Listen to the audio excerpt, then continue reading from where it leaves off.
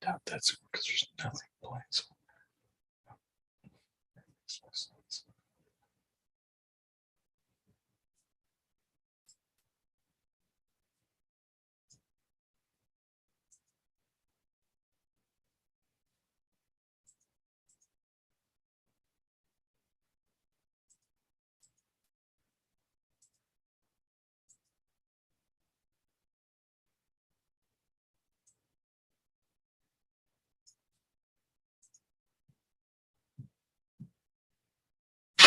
Listening to CBS Sports Radio. We are all sports 24 hours a day, 7 days a week. Strong opinions and your phone calls. Expect it here. CBS Sports Radio. Hey, Braves fans, the Armchair Quarterbacks YouTube channel are bringing you Braves baseball all season long.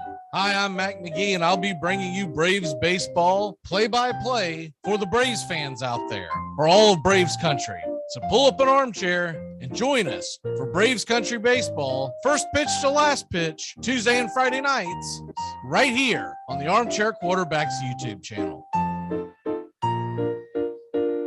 Armchair Quarterbacks Radio, living in an era of baseball where the impossible is unfolding right before our eyes. Salvador Perez, the 2-2.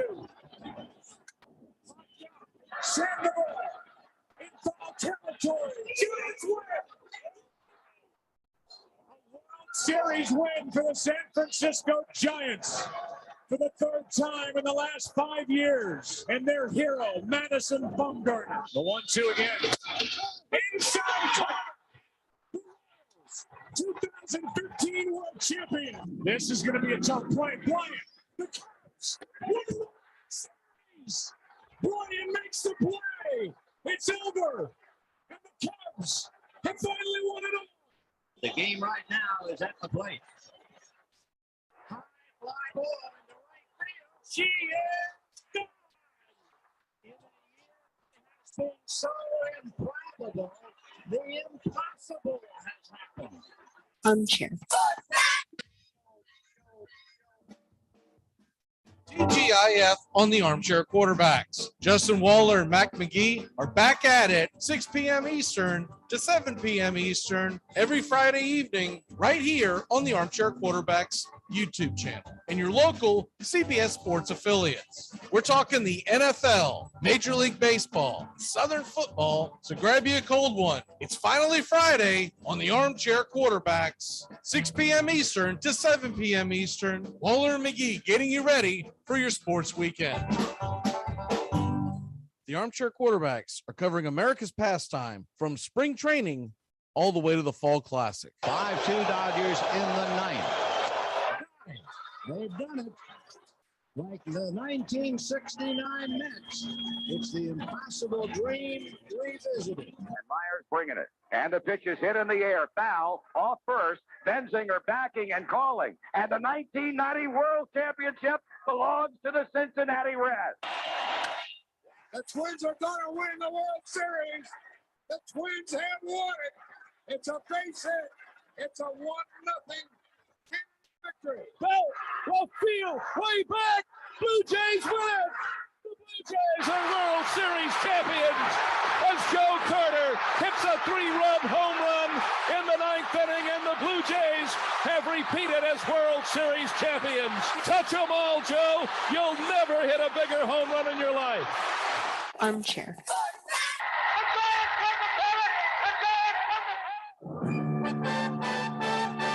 Hey, baseball fans, the Armchair Quarterbacks YouTube channel is going to bring you the baseball game of the week on Thursday nights. Tones Ariola and Mac McGee bringing you the action, the biggest game of the week in all of Major League Baseball. That's Thursday nights, this baseball season, the MLB game of the week, right here on the Armchair Quarterbacks YouTube channel. Armchair Quarterback Radio. We cover the world of baseball from start to finish. Baerga is 0 for 3. Left center field. Grissom on the run. The team of the 90s has its world championship. A liner off Nagy's glove into center field. The Florida Marlins have won the World Series. Brocious, fittingly with a throw, and the Yankees have done it again. Number 24. They are the world champions of baseball in 1998. Chance of a lifetime for Luis Gonzalez. 2-2, bottom of the ninth, game 7 of the World Series. Bases loaded.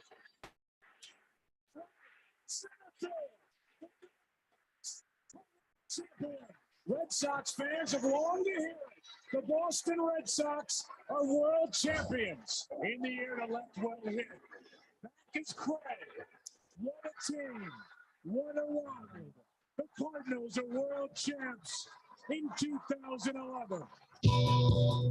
Thirsty Thursdays, it's the Armchair Quarterback Show. Joey Antone's Areola, Mac McGee, and the rest of the guys dropping by, talking baseball, football, and everything in between. Catch the Armchair Quarterbacks on Thirsty Thursdays, 6:30 Eastern, 5:30 Central. What's something about your partner that would drive you crazy if you didn't love them so much, but since you do, you just laugh at it? I'll go first. Most people would open this resealable bag of cereal right here. Not my girl. She opened this like a squirrel. Most people open Ziploc boxes like this. Not my girl. She opened it like a rat. Some people open bags of oranges from the opening. Not my lover. She just ripped it. She just ripped it open right here. I mean, look.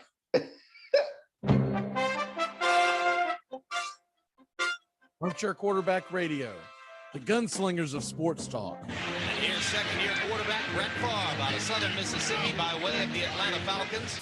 They are hopeful he can succeed in the NFL. Here, Brett Favre, you want a challenge? Try this one. Go with their best receiver out of the game. From the 35, 19 seconds left. Ball pumps, throws, touchdown! Is there a spark of life in Green Bay? Touchdown! Yes! Danny Marino! Here's Marino, wide open field, throws for a touchdown. It is number 37 on the season, breaks the all-time NFL record. Going deep and open.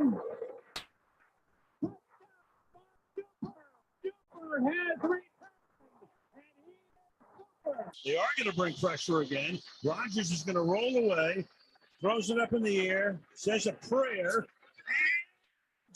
Stop it, ball, please. You walk in late? Well, got here as quick as I could with the traffic. Okay. You're going to make excuses already? I'm going to remember that now. Not to. Okay. Ovia. Gotcha. Hey, Coach Chris Bisignato, Giant Insider. Congratulations. Well, you from South Carolina? No, actually from Brooklyn. Yeah, I figured. But a little congested, so. Yeah, I got you. Good, the handsome, bald guy with the beard. You. Yes. Yeah, there you go. Do you think this is what right am I, in your... Paul? Am I young or old? What's that? What am I? To me, you're young. Hey, good to see you, buddy. Nice hat. Thank you. Well, this is the bald, bearded section, apparently. I got you. Right, yes. Got my seat saved back there? Yeah. This is going great. My 4-year-old fell asleep. He not listening to one word I said. Hey, Braves fans, the Armchair Quarterbacks YouTube channel are bringing you Braves baseball all season long. Hi, I'm Mac McGee, and I'll be bringing you Braves baseball play-by-play for the Braves fans out there, for all of Braves country. So pull up an armchair and join us for Braves Country Baseball, first pitch to last pitch, Tuesday and Friday nights, right here on the Armchair Quarterbacks YouTube channel. TGIF on the Armchair Quarterbacks. Justin Waller and Mac McGee are back at it 6 p.m. Eastern to 7 p.m. Eastern every Friday evening right here on the Armchair Quarterbacks YouTube channel and your local CBS Sports affiliates. We're talking the NFL, Major League Baseball, Southern football, so grab you a cold one. It's finally Friday on the Armchair Quarterbacks, 6 p.m. Eastern to 7 p.m. Eastern. Waller and McGee getting you ready for your sports weekend. Thirsty Thursdays, it's the Armchair Quarterback Show. Joey Antone's Areola, Mac McGee, and the rest of the guys dropping by, talking baseball, football, and everything in between. Catch the Armchair Quarterbacks on Thirsty Thursdays, 6:30 Eastern, 5:30 Central. A-Rod and Ken Griffey Jr. and they're going to take on any three guys the Wisconsin Timber Rattlers can trot out for a game of home run derby. This was totally unscripted, and it was just seat of the pants. What are we going to do? We've got to give these people something. So let's give them what they want. They want Alex Rodriguez. They want Ken Griffey Jr. They want to see home runs. So you bring out your three guys. Here's our three guys. Let's go. Ken Griffey Jr. can't hit the ball out of the park to save his life. And people are razzing him. Here's the most important twist in this story. A-Rod is seeing the future of baseball right in front of him with this huge kid that plays for the Wisconsin Timber Rattlers who's hitting moonshots completely out of sight. And he's looking at it, and at one point he goes, I ain't got a chance. You know, who is this guy? He's playing A-ball? He's going to take my job, right? Well, that guy was David Ortiz. I want to make one thing clear. If you mess with Brandon, you mess with me. Yeah. Because we boys. Yeah. We friends. Yeah. We boyfriends. No, we're not. No, we're not. You can't say that we do. We're boys and we are friends. Yeah, that's better. So we boyfriends. No, we're Nobody better mess with my boyfriend. No, just friends. Yeah. Armchair.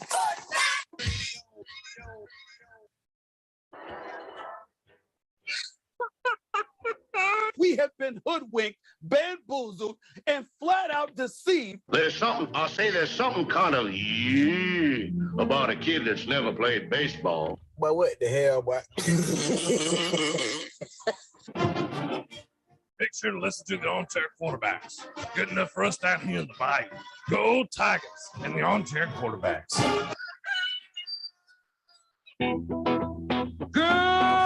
Armchair. YouTube Live. CBS Sports Radio Station.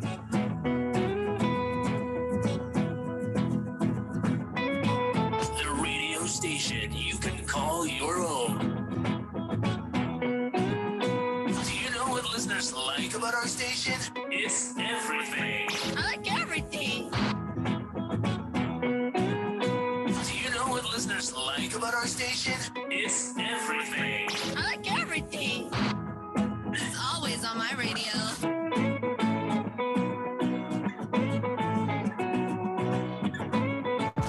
We never stop the music, except for now, when I talk. You're listening to the Armchair Quarterback Show. We're here weekdays on CBS Radio, YouTube Live, the Armchair Quarterback Show, your first choice for Southern Sports Talk. Good afternoon, Mr. Justin Waller. Good afternoon, and I don't know much, but I know one thing. The Waller household is on vacation, and I'm going computer shopping. Yes, it's that time of year again. Hi, I'm Mac McGee, and I don't know much, but I know one thing.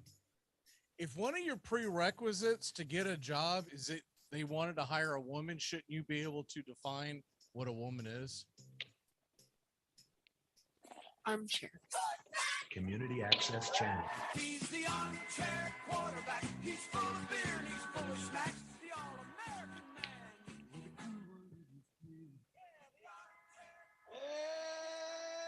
Howdy, hi. Top of the evening to you. Welcome to the Armchair Quarterback Show. I'm Mac McGee, sitting alongside Justin Waller. Justin, how the hell are you, sir? Well, I mean, I haven't even started vacation, and I'm at least 500-600 in the hole. So, you know, I'm a little upset right now, but everything, all is well, you know. So I'm curious, because I just don't recognize it. What is that on your hat? Wild turkey and Tennessee TriStar. Okay. I recognize the Tennessee part, but okay, wild turkey.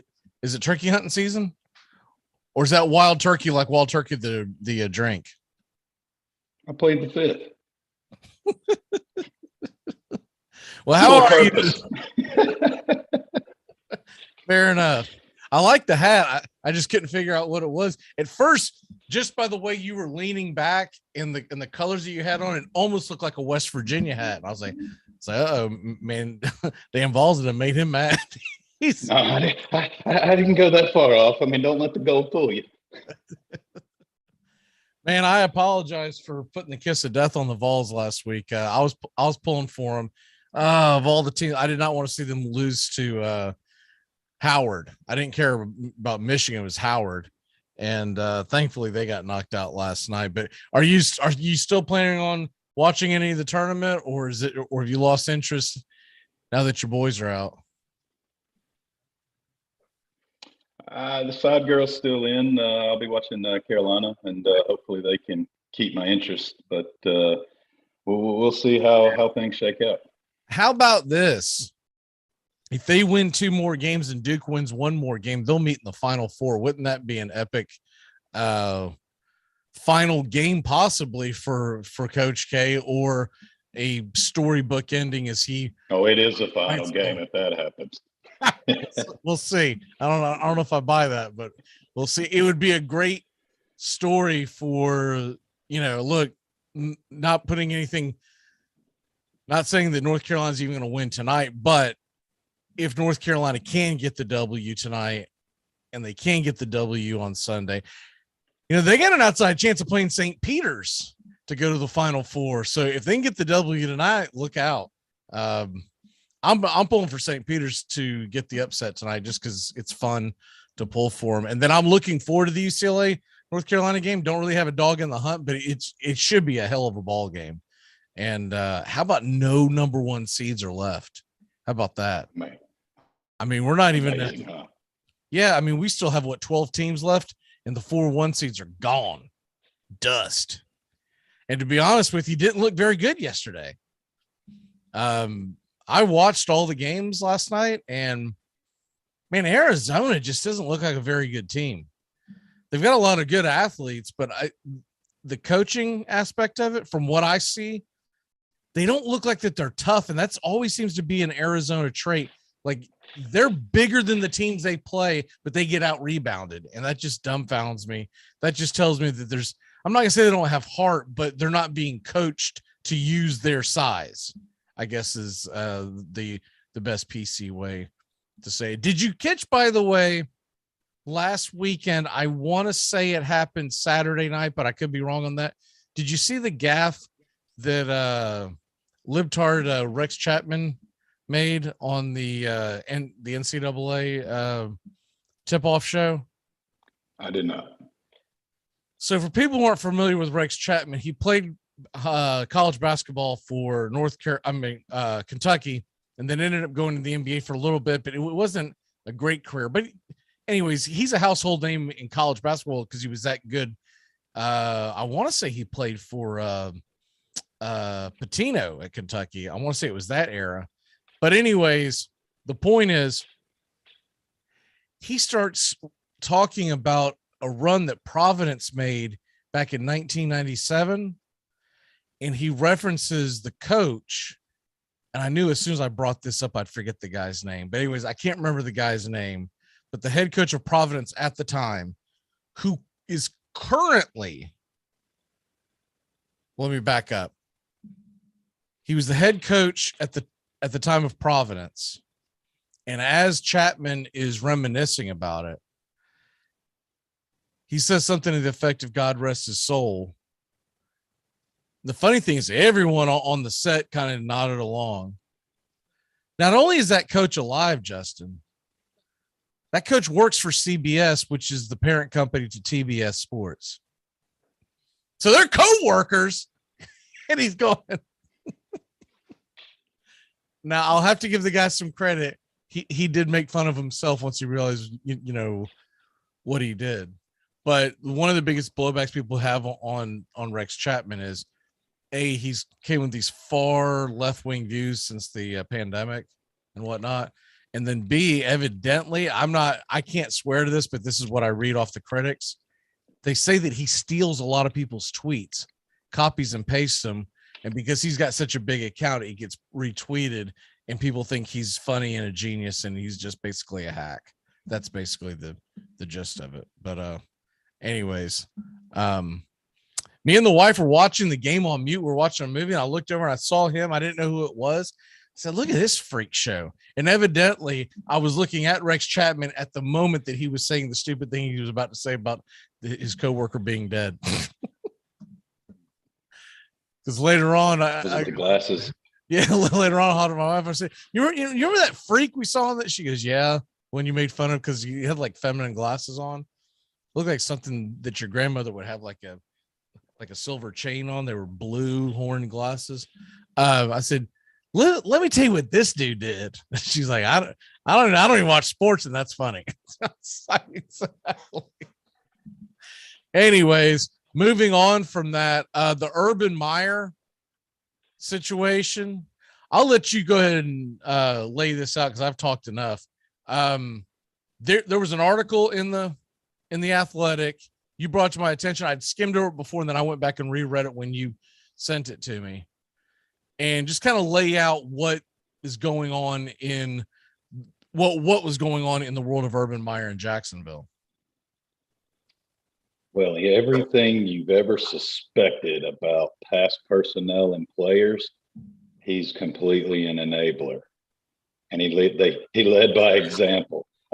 Just completely annihilating his staff. Seems like from sources throughout the team, from top to bottom, just belittling coaches and personnel right there in front of players, threatening their job, their livelihood, calling out players, opening, threatening to cut them. Just bragging he's never. Later on in his book, it alludes, he never lost more than 2 games in a row, talking about some of his cockiness and swagger he brought in. Just complete, utter failure of chemistry in the locker room. Completely lack of respect for the personnel and the employees he had. So it really brings to question the biggest thing I took away from the article was just the way he belittled and spoke to staff and teammates. That you're the leader of men at this point, and you go back and you look back at some of the allegations and the denials of things that have happened under his watch, and it just, I want the truth. At least I don't want him coaching another young man and in a locker room. He doesn't need to be there. The biggest thing that came off to me, and he's been doing this from the jump. He didn't just learn this at Jacksonville, right? He came off as just a damn bully. Yeah. Because he can talk to you however he wants to because he's your boss, right? I don't mean bully like he could whip any of these guys' butts, right? We all know that's not the case. Urban Meyer's not beating his way. Isn't what do they say? Crushing a grape in a fruit fight. But you're a bully when you are the owner or you are the manager or you are the head coach, and you know that you're allowed to talk to people a certain way because if not, you'll fire them. And I worked for someone fairly recent. I don't want to give the timeline because it'll kind of lead out to who it is, but was the same situation. And I finally had enough, and I couldn't understand how the rest of the people could continue to work for this person. And I still have friends that work for that company. And we try not to even step foot into anywhere close to that company because one of the owners specifically is a slime ball. And that's what reminded me of when I read this. Like, man, this is just a guy that obviously has some big time mental issues because he feels so bad about himself. He has to belittle everyone in the damn room, Yeah, and it was mentally and verbally abusive. I mean, and to your point, just a bully about it. And I don't think nowadays you get results that way. Maybe there was a time, famously, we know about the older coaches that were bullies and they won, but it was a different time back then. And I guess you could get away with things, but thankfully we've evolved past that because there's no sense to talk to people the way that Urban Meyer talked to them. Right. And even maybe it's always been the knock on the collegiate coach. Can he go to coaching young men where you're dangling the carrot of getting them to that next level, to that platform that you're at, that they need you to get them there. So they take it at this point. Well, when you're talking with grown men that are adults that can have contracts and agents and negotiate their way around, you're going to have complete turmoil. And you're going to have, well, you're lucky to have the 2 wins you had. Yeah, the other thing is that jumped out at me, and we already knew some of it because we'd all seen the TikToks last fall where he's talking about, man, every Sunday it's like you're playing against Alabama and all that kind of dopey stuff. That I think he was trying to be cute when he's talking to the coach pregame saying that, but at the same time, it's like, did you not do your damn homework? Did you not realize the National Football League is the elite of the elite? That's all the pro leagues in America. It doesn't matter which one you talk about. It doesn't even matter if you're into that sport. You can talk about the MLS, right? If you're coming from college or high school football and you're going to go coach in the MLS, you're going to be going up against much better athletes. And that was just a dopey thing that he said, but also like not knowing who people like Aaron Donald are. Saying, oh, this guy's going to be a problem. How the hell do you not know who Aaron Donald is when you've been a football broadcaster I know it was for college on Fox, but what was it for like 3 years, something like that? So you're sitting next to Reggie Bush and Matt Leinart. You're trying to tell me no NFL conversation comes up during the breaks, during the prep? Come on. That's a guy that just lives in his. That's a guy that probably spent more time looking at his reflection in the mirror as opposed to doing homework. But it's quite astonishing the arrogance that aren't you glad even there. with the national titles that Tennessee, I know I am, that Florida State never had this jackass as a coach? Oh, I mean, absolutely. He's so embarrassing to even be, if I'm a Florida fan and I'm writing the history of the Gators, I'm skipping right over him, even though he won 2 national titles. He was the best era in Florida football, but I'm skating over that. If I'm telling the story, man, Steve Spurrier got us a national title, and then John McElwain came in one day. That's what I remember. That's how I remember it. Because I mean, I don't think you skip over it. I mean, the accomplishment you still discuss, but you also talk about the asterisk that's right there with it. Like you bring it up and you speak about it. Because at what cost? Not only did he put that on your program for the years he was there, but then you ended up hiring one of his disciples as your head coach. And Dan Mullen was the same thing. He was the same damn thing. That's why I never liked him when they hired him. And I would see things, I would see interviews. And I always, this, I always felt like he was just kind of a piece of junk. And the Gator fans were in love with him until last year. And then it was like, oh, you're terrible. Well, that's any sports fan. You're in love with the guy until he's not winning. But, I've never had a bad thing to say personally about John McElwain. I never thought he was a bad person. Same thing with Ron Zook. Same thing as the new guy. His name's skipping my mind right now, but the guy from Louisiana. As far as I know, these Napier. guys are not terrible people. What's that? Was it Napier? Yeah. Billy Napier. I don't know if he's going to be a good coach, but as far as I can tell, he carries himself well in the press conferences. I mean, Willie Taggart wasn't a bad guy, but I knew he was a clown from the minute he came in. Was like, man, hold on. He's a guy that can do a lot with us. Can we go over the no playbook thing again? Can we? I got questions. But anyways, we'll move on from that. I just wanted to get your take because the Urban Meyer thing is, man, it just continues to be. I'm sure we're going to see more and more stuff down the road, because more players are going to talk about it, right? The more we're going to get on podcasts or whatever, get interviewed by different outlets. They're going to be in different cities and they'll feel like they can speak openly, and I'm sure more and more will come out. All right, Tyreek Hill goes to the Dolphins.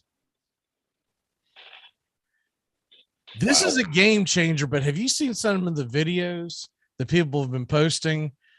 And they're basically saying Tyreek Hill's wide open and here comes Tua throwing the ball. And they've got different videos and it's pretty damn funny. Have you seen this stuff? Well, I mean, you know that your co-host is the most tech-friendly co-host you could have. So no, I have not seen them. I apologize. But I can only imagine. Sean tagged me into one the other day, and who was that for the Cardinals a few years ago? Was it last year or the year before? the shortstop that for the Cardinals that went to dig one in the hole, and he pirouetted and he spun around, and the ball was nowhere near the first baseman. He ended up hitting the umpire in the side of the head. Do you remember that from like, it was last year or the year before? I mean, just stone cold smoked him. I'll see if I can pull it up. But anyways, that was a funny one. The other one that he tagged me in was the one where I don't see it now. I don't know why I don't see it. But do you remember the old Tim Tebow when he was with Denver and he threw the ball in practice, and it was a yes. So what the caption read was Tyreek's wide open down deep down the sidelines this fall, and then you see that video. And I didn't expect that first one, so I just lost it, man. I absolutely lost it. It was just, what the hell? You're not giving the OC enough credit. They're about to jet sweep the AFC East to the death. Yeah, I like the move by the Dolphins. I think it was an extremely stupid move by the Chiefs but I like the move because it made the Chiefs much worse, right?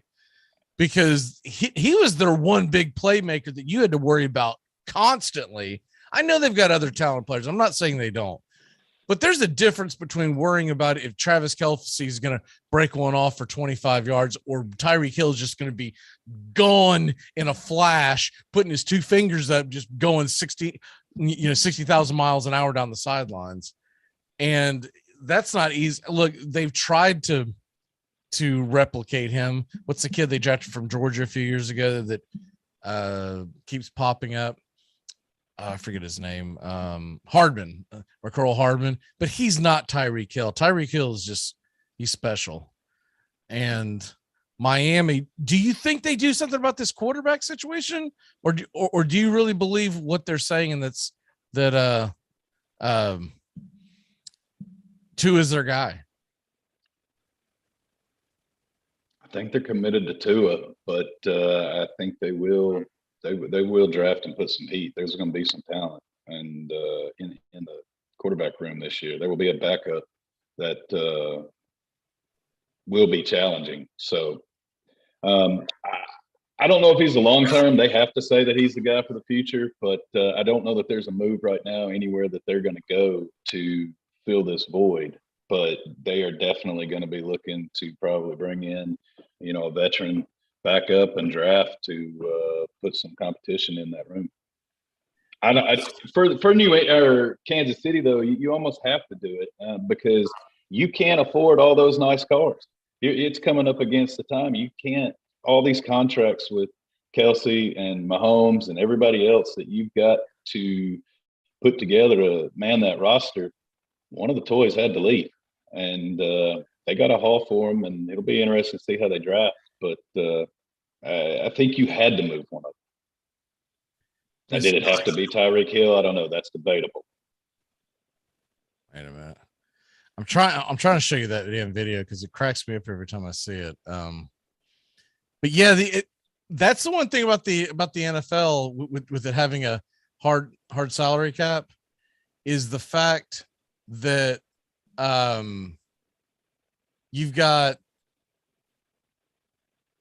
you make a big, what was it? It was like $500 million almost that they gave Mahomes, wasn't it? Wasn't it like right at 500,000? Something absurd like that. I can't remember the actual numbers, but when you give a quarterback that much money, something's going to have to give. Can you see that now? I can. Okay. So this is the play that I'm referring to. It says Tua to Tyreek Hill, and this guy's just starting to pirouette after, I don't think I rewound it all the way to the back, but here it goes. To his left, nice play, spinorama, but he throws it away, hits the I didn't mean to have the stupid the audio in there, but I don't know that I've ever seen that. I don't remember the umpire getting tagged with baseball. That is amazing. I absolutely love it. It's either from last year or it may be the pandemic here. I feel like it's been very recent, but I remember when I saw it because it came on, I don't know, MLB or whatever the hell it was. And I remember spitting my coffee up, going, what the hell did I just see? Because the dude just like, he's like, he knows where it's going. And that is how I envision the Dolphins this year. It's gonna be a lot of end arounds. I mean, and you already have the young kid that they drafted. So now they're already talking about trading Devontae Parker, but this is not the quarterback. The next thing, the Giants are talking about willing to trade one of their, so they have 2 picks in the top 10, and they're talking about willing to trade one of them for next year's number 1. And then obviously you'd have to give them something else. Obviously, we're just talking about the Dolphins really ought to think about doing this, and maybe they could trick the Giants into thinking that Tua is worth a damn. But what about the Tennessee Titans? What would you be willing to give to get up there high enough to draft like a Kenny Pickett or something? Nope, not happening. No way. Do you remember what happens to first-round draft picks that are quarterbacks in this organization? It's not a very good number. Well, eventually you got to fall back into another Steve McNair. They can't all be terrible. I'll believe that was intentional. I hope it sold my point because I couldn't say. I bleeped myself. That's what I had to say in response. Your reaction is no, really, they've all been terrible. I mean, the best one retired, kind of, sort of, and rode off into the sunset. If you want to put Jake Locker in that category, I'd say you had to put Vince Young ahead of it, but his track record history probably. The most talented one was Vince Young. He just he didn't have between the ears. Jake Locker was. Oh god. What about Marcus? I mean, Mariota. I might say Mariota was better than Jake Locker, and things might have worked out for Mariota, but they didn't. Now he's the answer in Atlanta. They've got the number. Now that's interesting. He's back with Arthur Smith, and they've got the 5 and the 7. The Giants do. So if you traded the 26th pick in this year's draft and then threw in next year's number 1 pick, which if you have a good enough season, it's almost a second round pick. Hell, John Robinson's going to draft a lineman that's probably going to fall out. Would be willing to do that? Rocker, so I'm gun shy. I can't say I would. I'm a big Pickett fan, so that's why I want Titans to go up and draft him. But I don't know if he's going to be good in the NFL because we never know if any of these guys are going to be good in the NFL. Like the only one that I can remember in recent memory that you're like, that dude's going to be a dude was Joe Burrow, right? He was just, man, he was dropping dimes at LSU. Like it was ridiculous. I never felt that comfortable about Tua.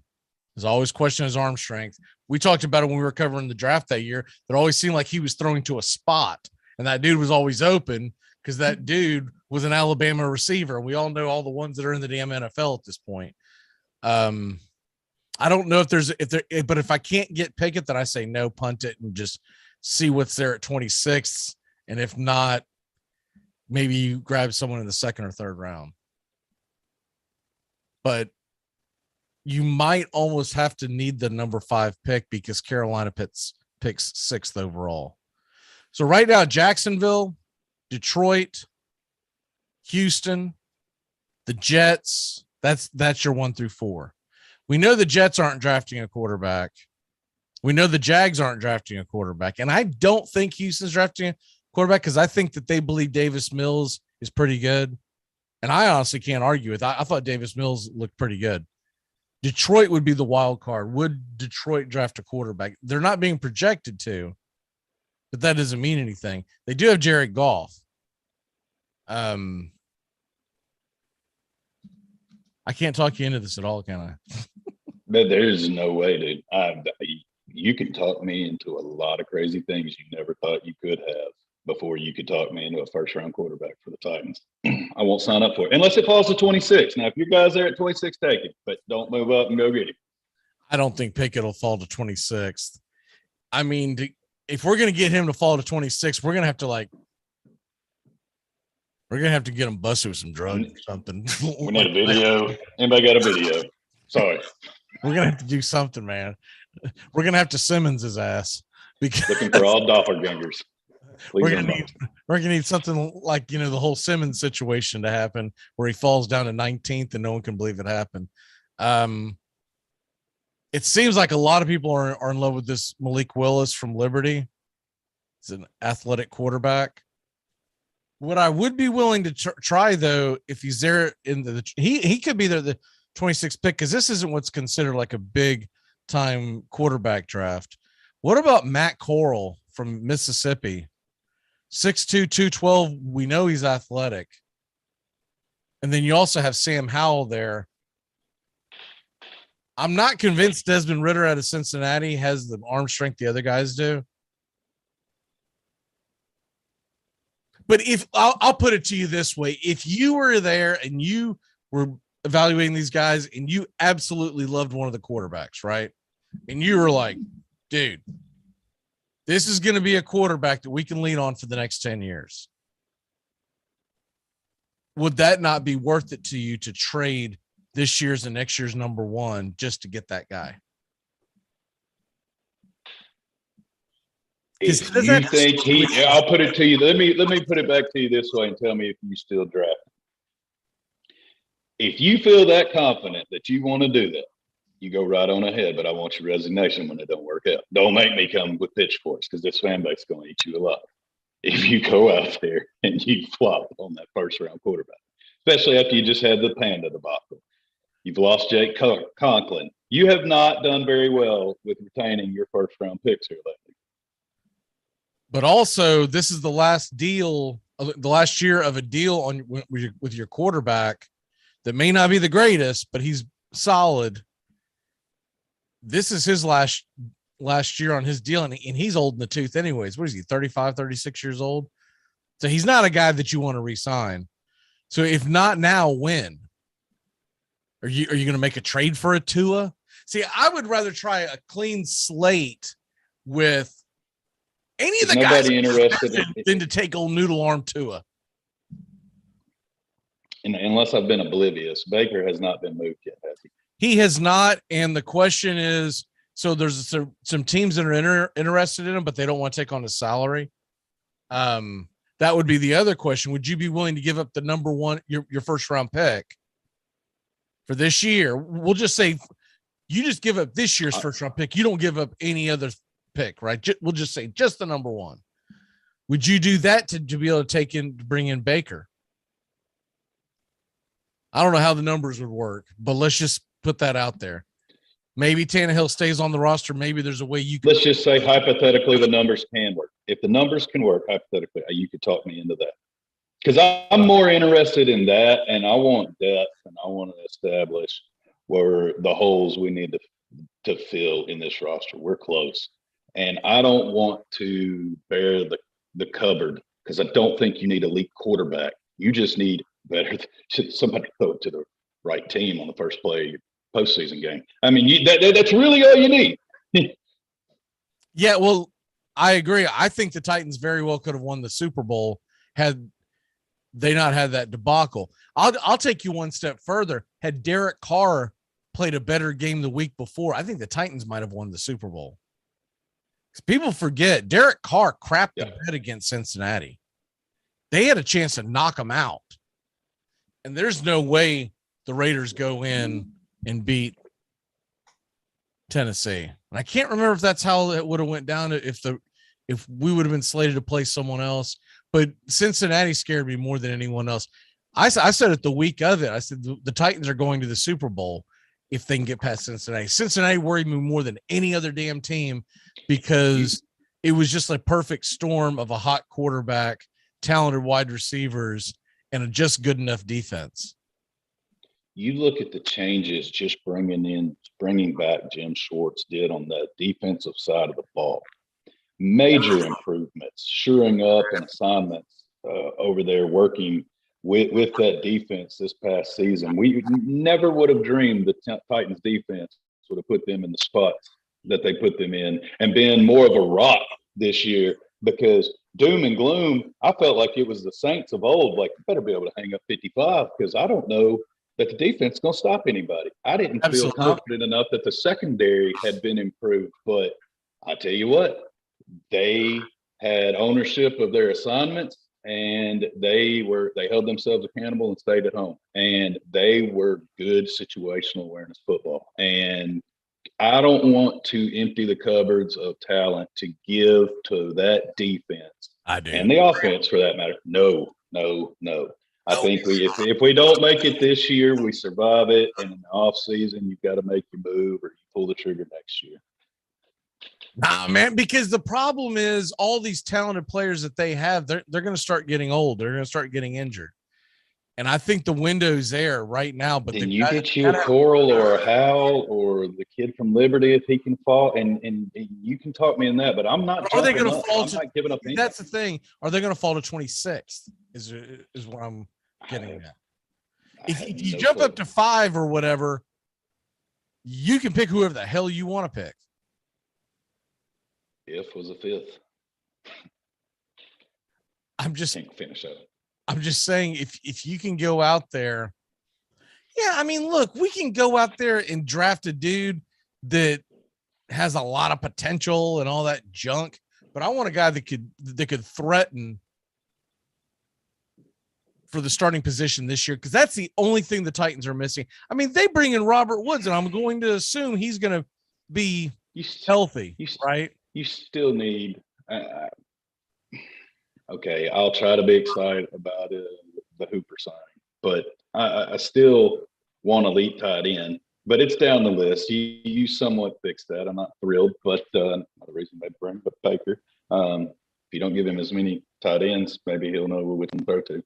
I will say this: give me Matt Corral, because right now they have it. I'm looking at a pretty updated list where it's Pickett number 1, Malik Willis out of Liberty number 2, and Matt Corral 3, Howell 4. And then Desmond Ridder 5, and I'll just cut it off there. I would rather have Corral than Willis, and it's nothing against Malik Willis, but I'm just gonna say the elephant in the room.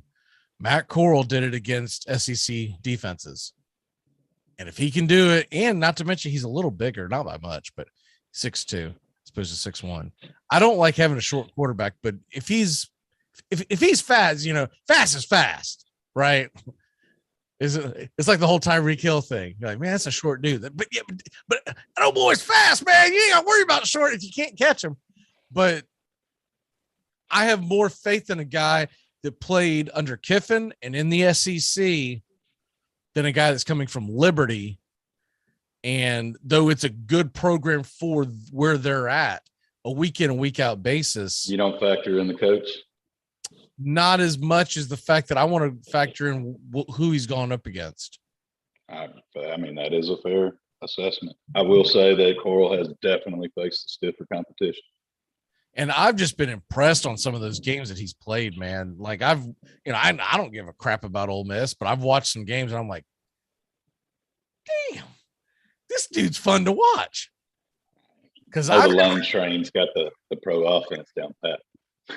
I've had a lot of side girls the last couple of seasons with Florida State being terrible. So I've watched a lot of other teams that I normally wouldn't watch. And Ole Miss was fun to watch with Corral. I don't know if it's going to equate into anything in the NFL, but I'd like to give it a try. And the same thing with Pickett. Pickett's got the size. He's got the speed. The only thing you wonder about him is, he is a 5th-year senior. He might even 6th-year. He came back an extra year because of COVID. I can't remember if he was redshirted, but I think he's a redshirted senior on top of the COVID year. So he might be, I don't know his age, but he might be a little long in the tooth. But I mean, he's still gonna be a hell of a lot younger than Tannehill. It doesn't matter how old he is. See, I'm gonna look it up real quick, see how old he is, because Pickett is 23. He'll be 24 in June. So he'll be 24 before the season starts. But if anyone watched Pittsburgh play over the last few years, I mean, the dude he's just got a cannon. And he kind of has that, I'm not going to say Burrow, but he's got that gunslinger oomph that you want out of a quarterback. Anyways, moving on. I just want to get your take on that because I thought I could talk you into this.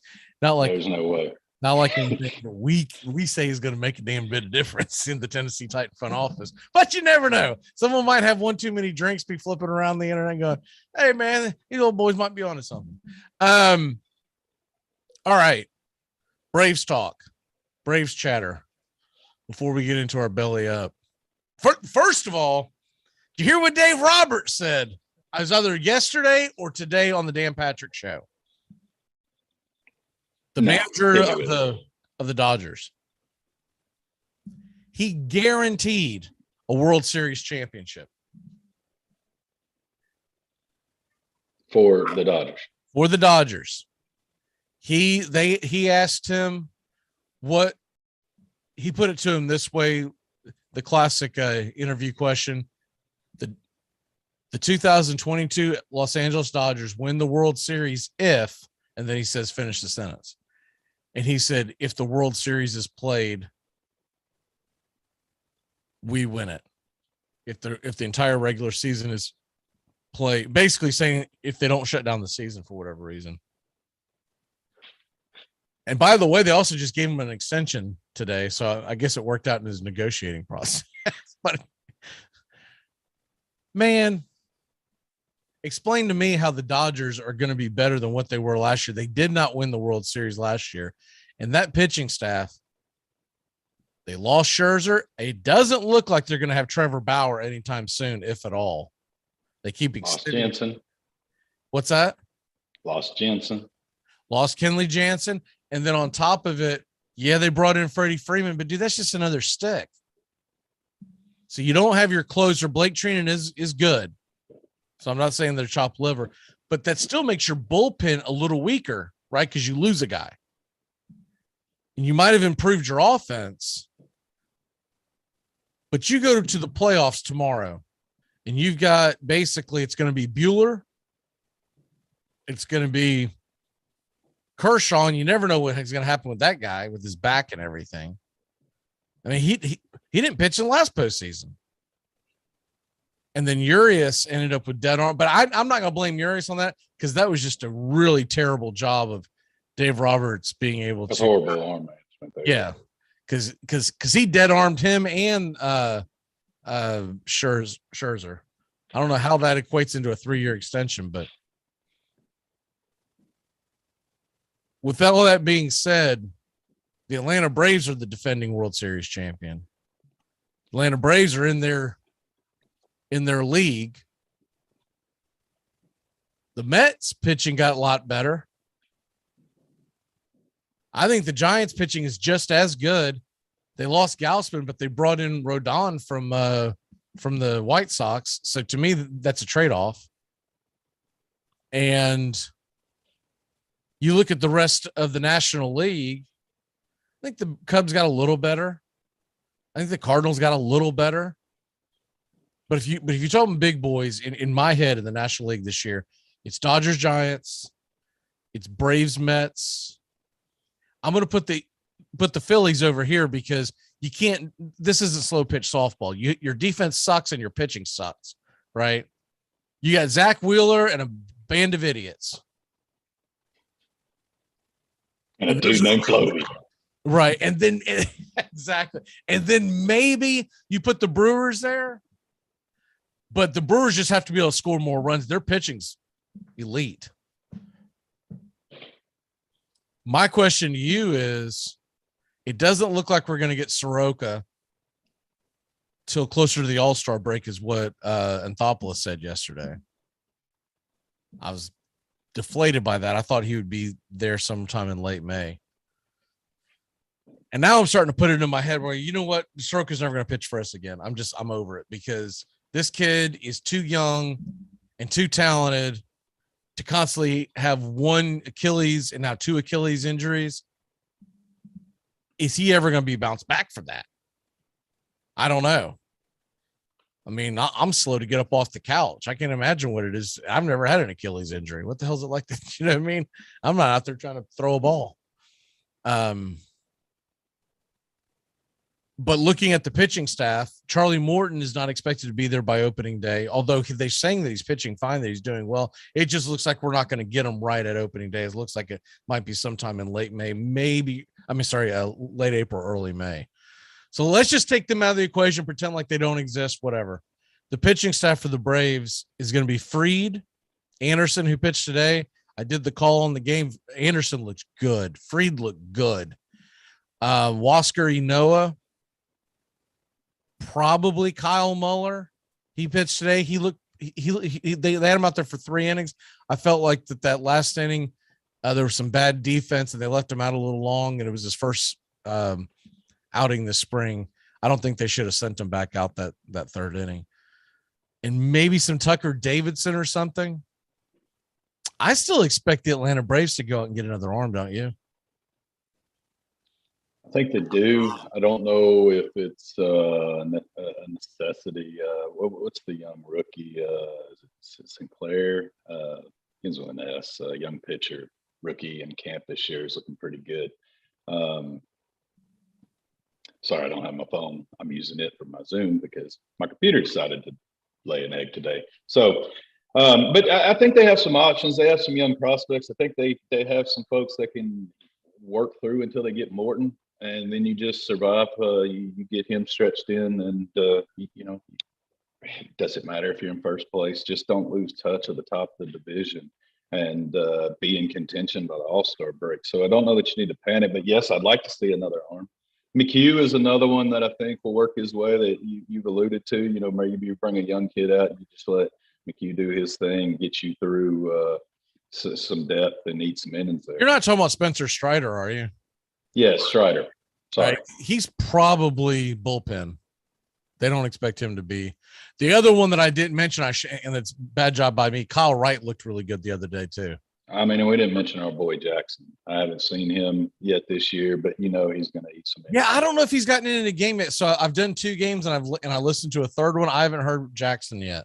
We ain't that lucky. So he's But he did pitch really well last year. He gave up the big tater to the hair, man. Huh? It's in the hair. He came back trimmed, looked professional last season, and then actually we saw some professional results. Didn't look like a slob that just came off a bench and someone said, "Hey, here's a glove, kid. Get in there." Yeah, I suspect just coming off the momentum from last year, Kyle Wright's going to be given a real shot to be in the rotation. But they talked about for a while all spring long that they were still going to add a starting pitcher. Now, obviously, the ones ain't out there that were. So we'll see what happens. And anything we sign here, we're not signing. I mean, there's no Scherzer out there on the market, right? You're either going to sign some old ass washed up pitcher that's trying to make his way back, Cole Hamels, or you're going to sign some unproven young kid. Better not. Insert name here. We're cool. Cole Hamels. I remember when he signed last year with the Dodgers. We're like, ha ha. I can tell you how this story ends, but I don't want to ruin it for you. So you go ahead and sign him. The other guy that for the bullpen, because they're not ready to put him in the rotation because he just can't. He has been so inconsistent, but he needs to have a big year. The kid's 28 years old now. Is Sean Newcomb. I saw him pitch the other day. I don't remember which game it was, but he was good. He was good, but he did the same crap I always see him do, where a couple of pitches don't go anywhere near the strike zone. Then he finally hones it in, and that's okay in the spring, but in a regular season game, things can unravel quickly. Yeah, by the time you get your batters locked in, you can't be giving up. You can't be in the count, behind in the count and wasting that many pitches. You'll never make it through the rotation enough to get that. You can get you'll have your bullpen stretched so far, it won't even be funny. The good news is they have said that they've agreed that for the first month, maybe even longer, they're going to revisit. But for the first month, you're going to have a 28 man roster, not a 26, and you can put it together however you want. Now, starting May 1st, what's supposed to happen, it's supposed to go back to 26, and you could only have, I believe it's 13 pitchers and 13 hitters. But that first month, that helps a lot because you can bring guys like Dylan Lee along if you want, Tucker Davidson if you want, Kyle Muller, and have them spell a few innings. I'm not worried about the back of our bullpen. From the 6th inning on, we're money. It's how do we get there? Is Bryce Wilson still with this roster? No, they traded him they basically got nothing for him because they traded him in the move that sent him to Pittsburgh when we got Rodriguez as the reliever in the trade, and we DFA'd him. I missed that. Yeah, that was a real kick in the grapes when I saw that. I mean, look, I know he was terrible last fall, but I was like, so what the hell was that move about? Because we didn't even hold on to this guy. I can't even remember whether we had to tender him, but it wasn't much. And they said, no, we're not tendering him. He sucks. We're done. I'm like, we gave up Bryce Wilson, and we gave up a second guy. I can't remember who it is right now, but Bryce Wilson, I was like, there was rumors of before the Kenley. I mean, sorry, not the Kenley Jansen, the Olsen trade, that we could be sending some prospects to Pittsburgh for their center fielder, Brian Reynolds.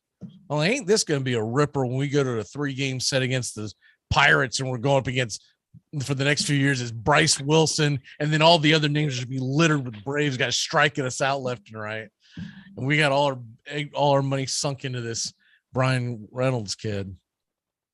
That in the outfield is going to be the biggest question marks. Well, let's go ahead and move on because we're coming up on time. Threw a question out at you. I don't know how much time you had to actually jot it down, of the 3 worst moves this offseason by whether baseball or football team, because it all happened at once. Yesterday, we ranked our top 10, but I thought this would be fun to go. These are the 3 worst moves. Not necessarily saying that team had a terrible offseason, but what the hell were they thinking when they did this? So I'll throw the first one at you. What you got? I mean, my first one, I'm going straight with a gut shot here, and I'm putting it on Anthopoulos. I mean, come on, buddy. You lost Freddie over. You let a dime hold up a dollar. I mean, there's no other way to put that. You had the DH coming to the National League. You could have afforded it, and you didn't get creative. Now, you did get youthful, and maybe that's the way you wanted to go. But, man, don't blow smoke up our rears if you want to get deals done and keep the franchise player and feed us that lie if that's not your intentions. All right, my first one I'm going to bring up is Deshaun Watson for the Browns. And the reason why I say this is they guaranteed all $230 million of his deal. And there is a very good chance that man's going to miss somewhere between 10 to 12 games. Because, was it Roethlisberger got 6 games years back for something similar to this, and it was only one gal, and he got off scot-free as far as the criminal as well. But it was one person. There's 22 women. They're going to get something, and you had to give up 3 first-round picks and guarantee 230. You better hope that works out, because if it doesn't work out, dude, you talking about the deal you had with me about talking about, if this doesn't work out, I'll expect your resignation. Dude, if this doesn't work out, I want you to put the moving trucks in front of your house. It's not going to work out. You might as well go ahead and get him there, because that's a habitual offender. He's not going to make it. Yeah, 22. Wow. That was my number 2. I mean, you stole it, so I can't really add much more than that to that one. What in the world were you thinking there? I don't know that Baker is or isn't the answer, and but he's also not been in a stable system there either. I put him in the same thing with Mariota. What can Mariota do if he did not have 4 different offensive coordinators? maybe it's a different story. He stays healthy because he has a blocking scheme that can actually protect him. Who knows? I'm going to throw another one out there. Now, this one isn't as horrendous, but I don't think it's going to work out. I know Bucks fans are excited about it, but Russell Gage, $30 million to the Bucks. I'm not buying it. That dude disappeared all the time when he was in Atlanta. He disappeared when Ridley was gone. We don't know what those bets were, but I bet you Ridley was betting on the under on Russell Gage's over under receiving yards. And they gave him $30 million. Everyone wants to talk about this Christian Kirk signing. I'm like, dude, Russell Gage, this is a 1 year, $7-8 million guy. You gave him 3 years, 30. I know you probably won't get the whole thing. I think 2 years, 20 was guaranteed. You got another one? I do. I'm torn in between this one, but I'm gonna go with the Broncos. I don't get going all in on Wilson. The whole trade, the Seahawks to Broncos, everything that was given up and traded back and forth. What were they both thinking? That one's just a boneheaded. Didn't see it. I get that Seattle comes out better in it, but I don't know that in the Broncos you moved forward at that price tag with the future. This is a short-term, temporary stopgap that you went full tilt and mortgaged the future on. Right. And I'm pretty sure you've done this like twice in the past 4 or 5 years, it feels like. So your cupboards are bare. I don't get that. I don't either. And I mean, I know they've been looking for an elite quarterback since Peyton left, and that's probably got something to do with it. But I think he's got to have a lot of talent around him, and maybe the running game and the defense will help. But if you're going to do that with Russell, why didn't you go and try to re-sign Von Miller, right? My next one is Javi Baez. 6 years. It was either 120 or 140 to Detroit. And I get it. Detroit's trying to have a new era. Dude, I would have signed Correa over Javi Baez any day of the week. Baez is not worth that. And you're going to be stuck with him for 6 years. A lot of strikeouts. I don't think Detroit, I could be wrong, but I don't think Detroit's got the kind of money that warrants going out and doing that. To give one guy that much money. I mean, Detroit, from my understanding, has like Atlanta Braves type money. Like they can go for it, but they're not going to go way over the top, right? And it's really odd considering Hinch and the ties to Correa. Like, why didn't you go that route? You know, they offered him, I don't remember the years, but I'm assuming it was 10, 275. And now that Correa took the 3-105, everyone's like, dude, Correa, you kind of screwed up. But I don't think so, because I think Correa's probably going to have a really good year. He's going to opt out and then he'll get his money. I think a lot of these guys did these, I'm calling Trevor Bauer deals is what I'm calling them, where there's a high AAV, but there's low amounts, because you want to be able to somehow, some way, get back on the free agent market as long as you don't get injured next season. When you have a full off season, you don't have 100 days just taken away from you, because that is a big deal when you're talking about negotiating a contract. But do you have another one? I mean, the only other one I would come up with would be the Devontae Adams. You think that's a bad sign?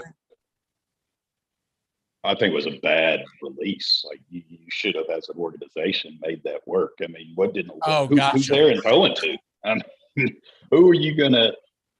I'm not. I still something's not completely seeming like it's all cumbersome behind the scenes in Green Bay, because Aaron says he knows about it. but or knew about it. But what's the plan there?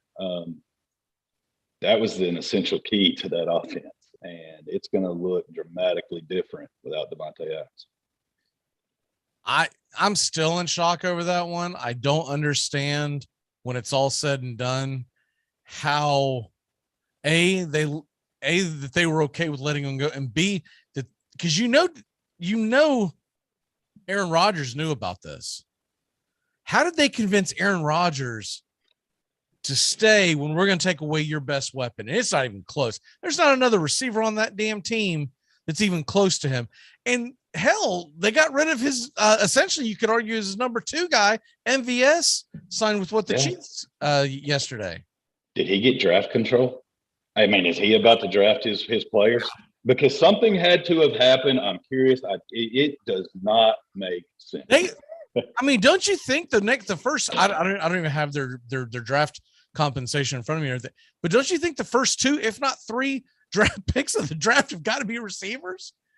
And I would say that Aaron is probably going to be very adamant in who they are and very vocal. Has player ever drafted his own teammates? Has that ever happened? And do you know anybody had that power? I don't know, but if he knew this, how come the Packers didn't go after guys that were more affordable but still have some good talent? I think because was it because the Aaron deal drug out so long? It was so uncertain and didn't get wrapped up. They were scared to. From what I remember, so Aaron agreed to it before free agency hit, and then all these, before what they call it, the tampering, and then it came. Now maybe they're caught flat-footed and they weren't ready to roll, and maybe they thought there was a way they were going to fix the whole Devontae Adams thing and just never did. But I don't feel like they got much for Devontae Adams either. I think the Raiders stole him, especially when you go back to the Carr Adams connection. Why not? Well, I'll tell you, I don't know who's going to do it, but actually, I know who in our leagues are going to do it. But folks are going to be drafting Tyreek Hill way too high, and I'm steering clear of that dude. That dude, man, Steven's going to be going, oh, gotta have him. And I ain't not unless Dan Marino's coming out of retirement. All right, it's time to turn back time, birthdays, and do our walk-offs. Here we go.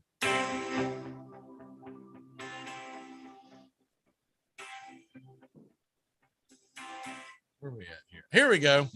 On this date in 1972, UCLA knocks out Florida State for the national championship in men's college basketball, their 6th straight national title. Bill Walton was the tournament.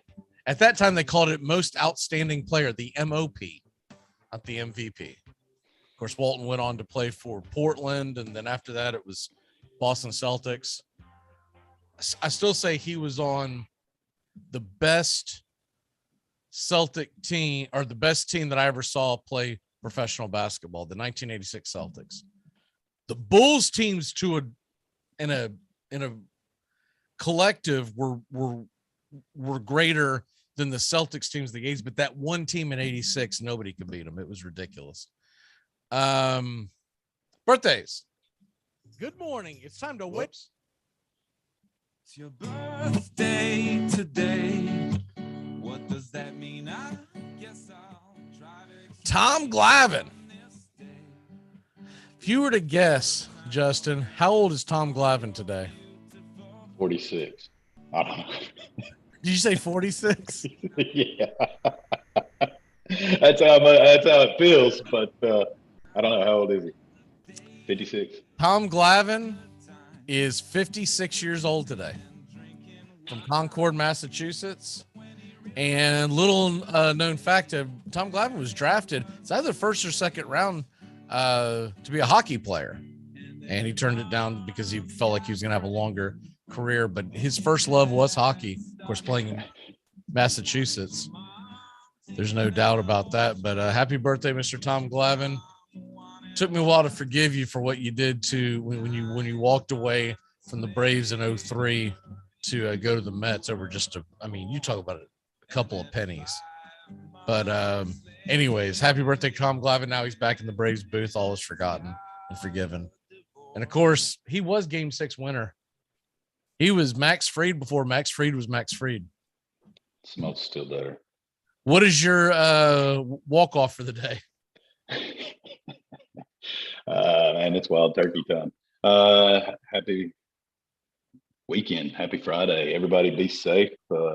Send me a text next week because you know how the Waller vacations tend to get. And are y'all going anywhere? This is a staycation. We moved in December. We've had our repairs done on the house, and now it's just spring getting everything together because my kids are a little known fact. Thank you, 4-H, bringing home more animals than I can provide for right now. There are 18 chickens and 2 goats in my garage. So they got to have a new home. Mama's mad. There's a song in there somewhere. 2 weeks from today, I'll be in Atlanta. I'm looking forward to that. I'm still trying to make it down for Saturday. No guarantees, hopefully. But it is hopefully on my By back. the way, I don't know if I texted you this or not. Saturday, the game we're going to, they're giving away the rings to the players that night. They're presenting them on the field. That's pretty cool. Yeah, it's hilarious. I guess they'll FedEx Freddie one. Yeah. They'll YouTube them. I mean, Zoom them. I wish you could have got. We'll just have to wait till he comes, and we'll just hand it to Dave Roberts and be like, "Here, this is what it feels like. It's the only one you're getting this year." You don't get a. He knows what it feels like, but he's not going to feel it again with Freddie. You don't get a ring for a bubble ship, so this will be the only one you get out there in LA, buddy. My walk-off is we've got a lot of great basketball action this weekend.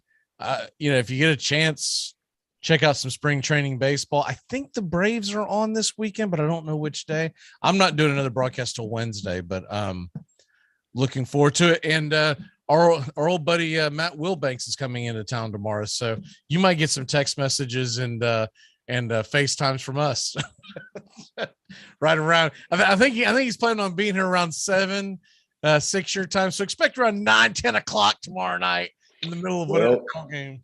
And I will tell you that you have a lot of friends from up here down in your area this weekend.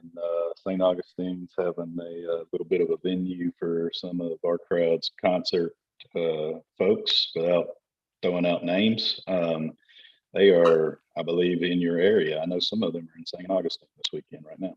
St. Augustine for the are they going down there for the Panic? Is it that? Yes. Yeah. Yep. I should have known that. Yeah. They tried to get me into that years ago. I never had any interest. Yeah, I don't understand it, but hey, teach their own. It's just another cover band. By the way, there's a lot of them really close to you right now. Real funny video that I saw, and I was going to put it in, but they would have ripped it down because we would have been using his music. Someone made a TikTok video or whatever where the guys on the street interviewing young girls about who's a better country singer, George Strait or Kane Brown. I don't know who he is, but I know I've heard his name.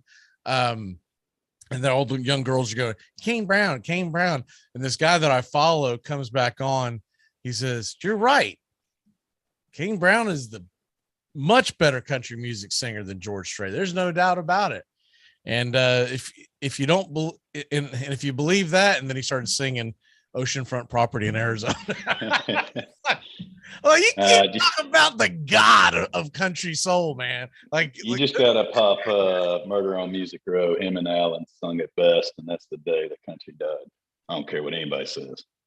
What's the name of that song? Murder on Music Row. Yes, that was I saw the two of them perform that in Nashville on the Titans field when they had that George Strait, was it called the Strait Festival or something like that? When they were all down there, it was like 2000 or 2000. I don't think that's what they call it, Mike. Yeah, I know nowadays you couldn't call it that, but what is that supposed to mean? All right, buddy. I'll see you next week. Enjoy your vacay and see you, man. All right, bye. It's Friday, Working Stiffs. Everybody. 4, 3, 2, 1. Happy weekend! Goodbye, sweetheart. Well, it's time to go. We're back tomorrow with another show. Well, unless we're fired, we'll talk to you then.